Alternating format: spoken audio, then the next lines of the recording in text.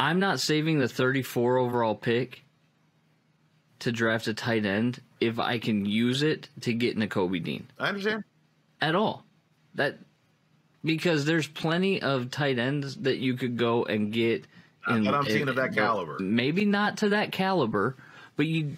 A tight end that's a tight end that is NFL ready body wise. And I trust will get there catching wise. But I already would be perfectly fine throwing them in as an extension on the line to throw some blocks there for the running game. And let him and Hawk work out a fantastic dual tight end threat.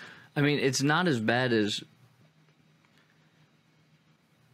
McShay saying that the Lions should draft Isaiah Spiller out of Texas A&M, the running back. But it's up there. Personally, if I cannot use those picks to get, Nakobe Dean, right?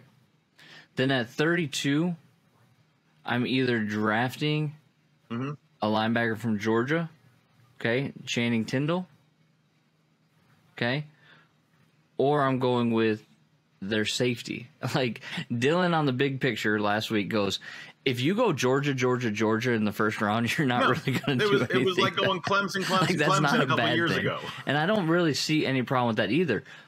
Yeah. With the defensive line, 100%. And but for me, the first 3 picks, unless you use the back end 2 to get Nakobe Dean, the first 3 picks and I don't disagree with that. Defense. Unless it goes crazy, and you find a way to trade a Taylor Decker to get more draft capital or whatever, this is going to be one of the most unpredictable drafts that we've had in a long time. Nobody knows who's going number 1. They think that it's going to be Aiden Hutchinson, but nobody really knows.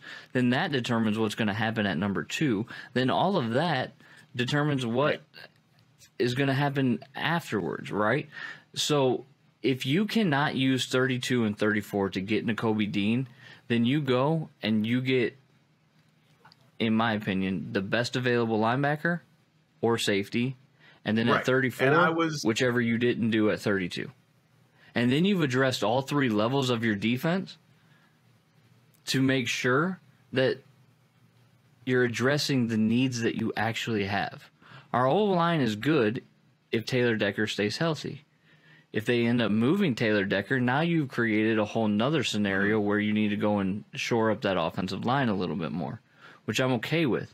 I don't touch a wide receiver if I'm the Detroit Lions until at least the 3rd round, at minimum. Even then, I don't even know if I address it until later on. I'm definitely not addressing quarterback because the crop of quarterbacks that are coming out in 2023 are way better than anybody that comes out this year, in my opinion.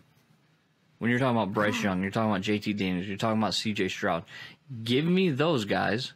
And again, we're not trying to win this year. The Lions are not trying to win this year. So we hope to, again, have a top 5 pick that you can use on one of those quarterbacks.